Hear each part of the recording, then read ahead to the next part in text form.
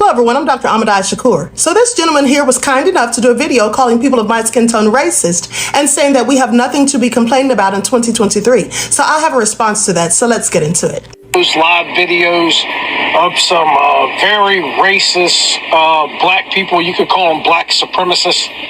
They don't want anything to do with white people. They want to be completely separated from white people.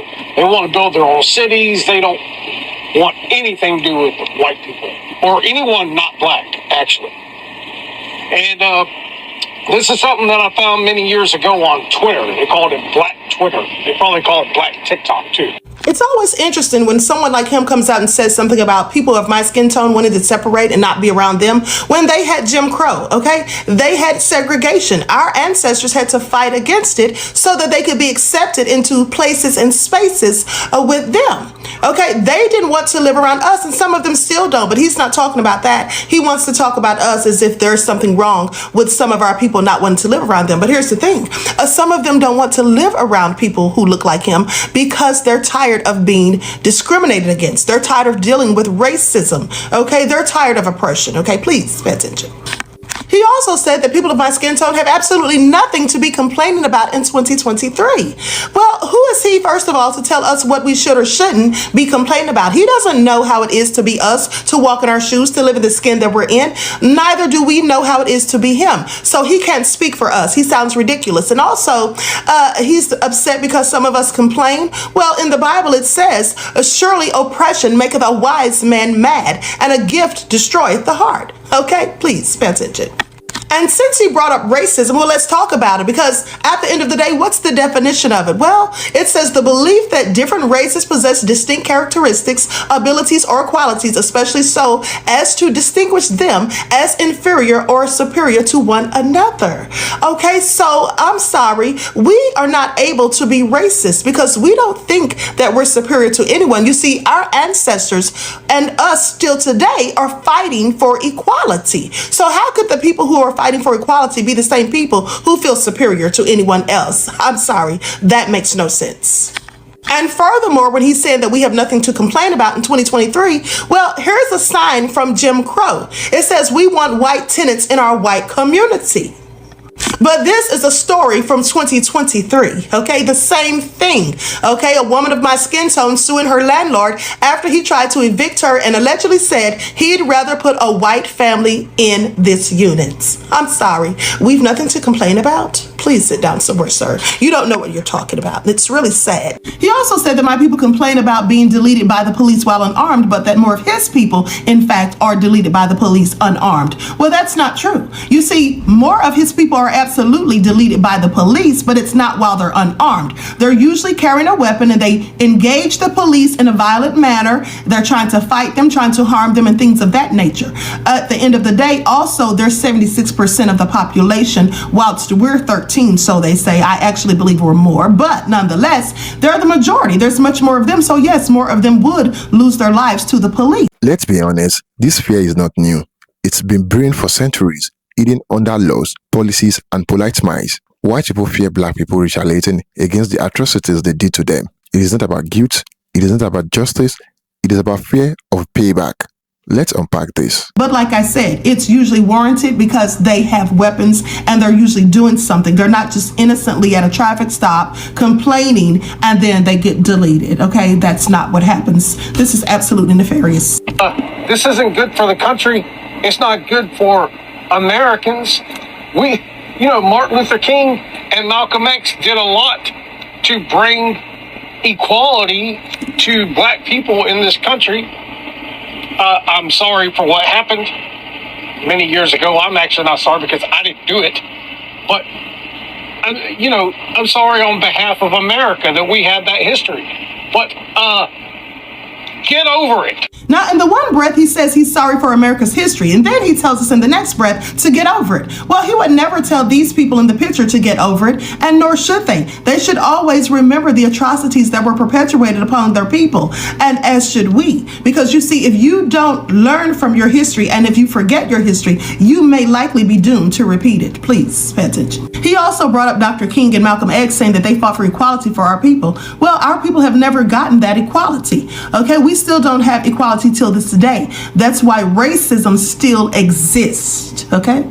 Also, we don't have hate groups. We don't have hate groups that have gone around for centuries subjugating people, oppressing people, lynching them, ethnic intimidation being used as a tactic, or any of those things. We've never burned down their towns. We've never destroyed their homes. We've never done many of the things. We didn't cause race riots and any of those things. So it's very interesting that he's complaining about us and anything that we say or do.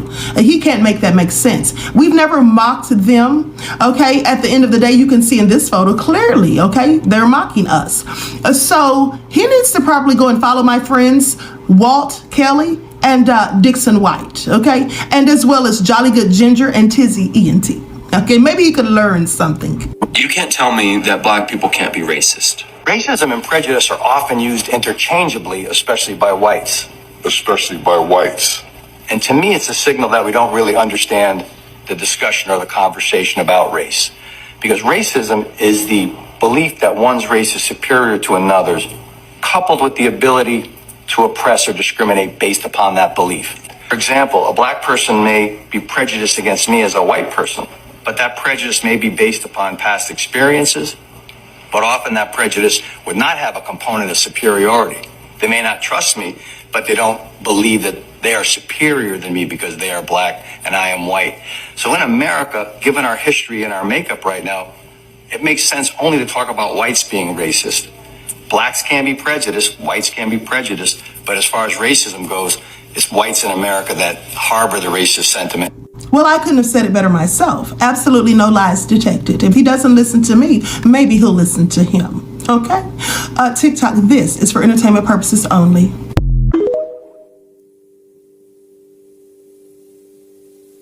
I was taught that the chiefs of the tribes in Africa sold their people into slavery. If it had not been that way, there would not have been any slaves anywhere in America for Robert E. Lee or anybody else to have owned.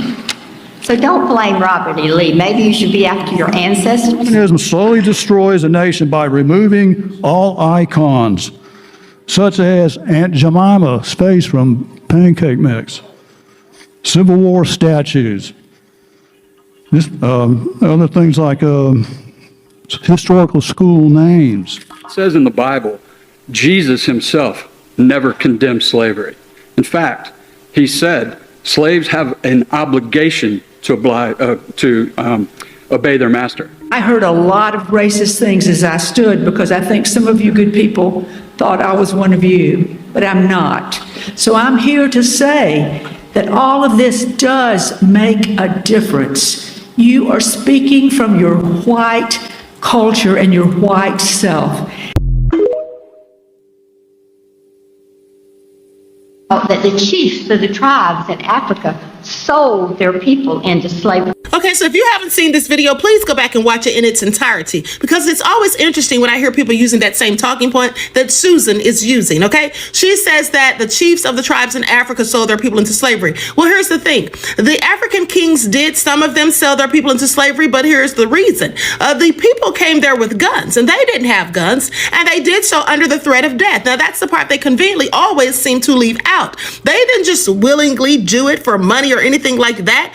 It was under the threat of death. They decapitated some of those African kings' heads and posted them publicly for everyone to see as an intimidation tactic. Okay, and also they lied about what they were going to do to the people when they brought them here. Okay, they basically acted like they were going to treat them so nice and all of that. They didn't know anything about chattel slavery. And then there's another man in that same video who talks about how in the Bible, even Jesus agreed with slavery and said that you should obey your masters. Well, here's the thing. That's all just a load of BS. Now, anyone with an ounce of sense knows that the Bible has been transliterated numerous of times, and that there are many things that are, translated in the wrong way. There's things that are added in there just to paint narratives for certain people's benefit and for the oppression of others. Okay, at the end of the day, here's what I want him to make sense of. If he's saying that Jesus thought slavery was fine, well, what about when God spoke to Moses at the burning bush? Okay, let's talk about that. When God spoke to Moses at the burning bush and said to go tell Pharaoh to let my people go, and And if he did not, then he would send the plagues upon them. And when Pharaoh refused, what did God do? Well, God sent the plagues upon them according to the story. So I'm sorry, why isn't he quoting that part of it? At the end of the day, people want to use all of these, talking points to try to push their narrative and agenda and to make it seem as though it's perfectly fine, the low down dirty things that are done to people of my skin tone. But at the end of the day, they're not telling the whole truth, and they never do, because you see, the whole truth doesn't fit the narrative. Okay, this is what's going on in Florida, and you have Governor Ron DeSantis to thank for that. Okay, please pay attention. And the last thing we need is someone like him, and with his mindset and ideology and bigoted ways and views and racist thoughts and ideology, the last thing we need is someone like him in the White House. Okay, please make it all make sense.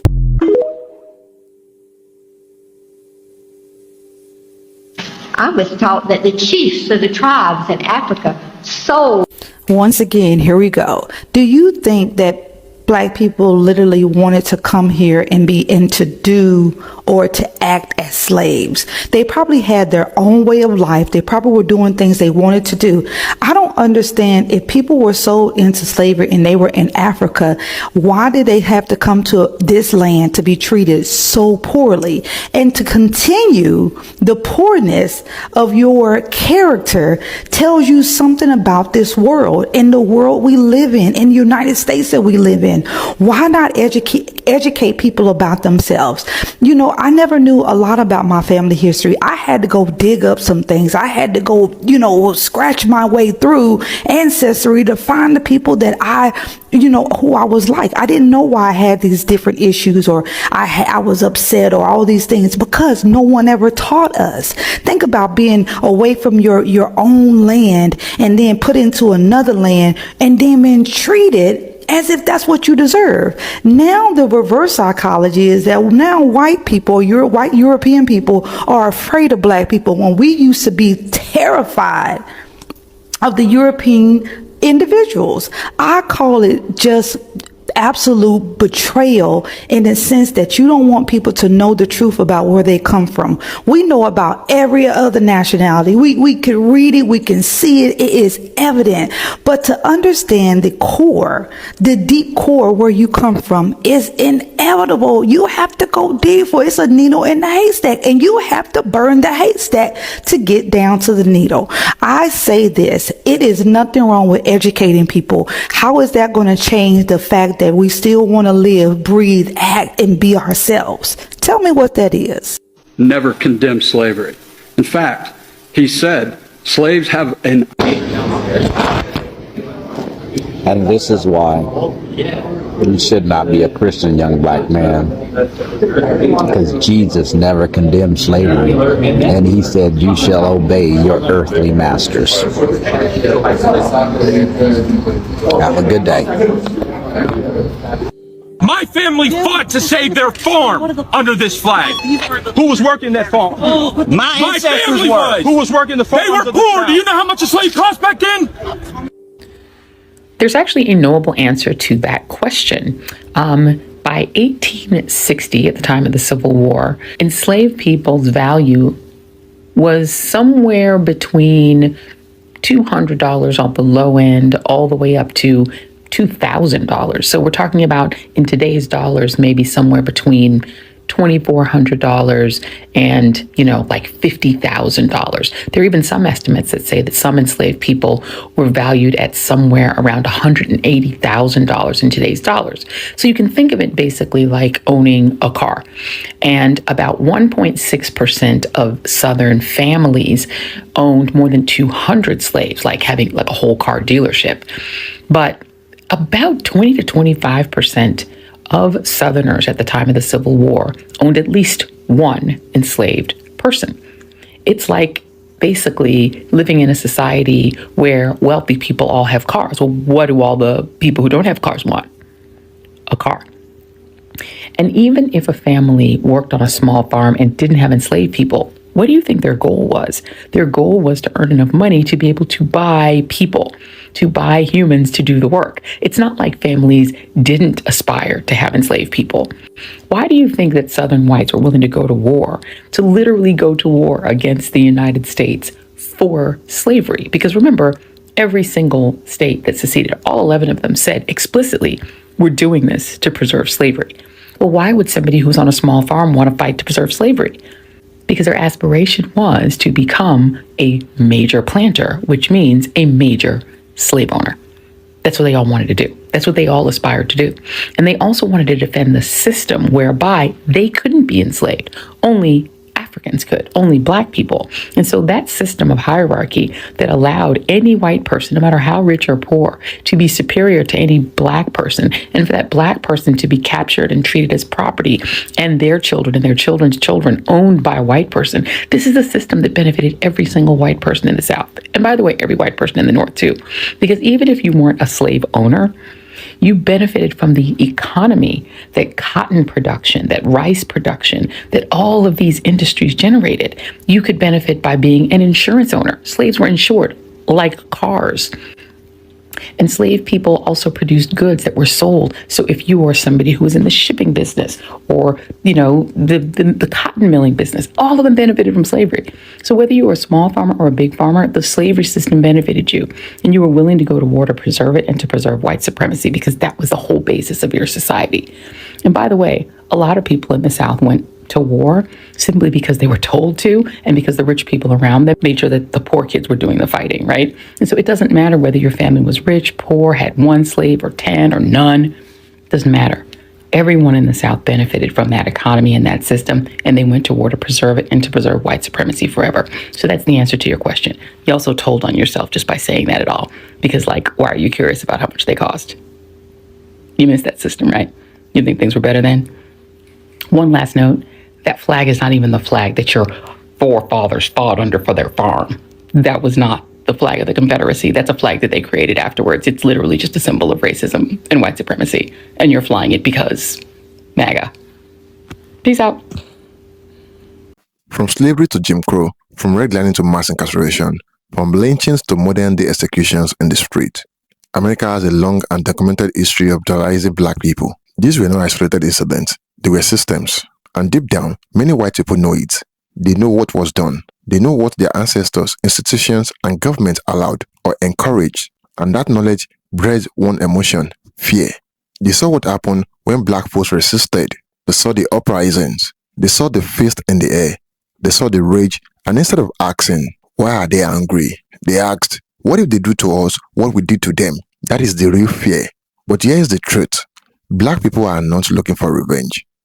They have been asking for justice, for equity, for dignity, for the simple rights to live without fear. And still, that alone terrifies some people because they confuse equality with revenge. And they assume that if roles were reversed, they act the way their ancestors did. That is not a reflection of Black people. That is a reflection of their own conscience. What they are really afraid of is being held accountable, being outnumbered, being exposed.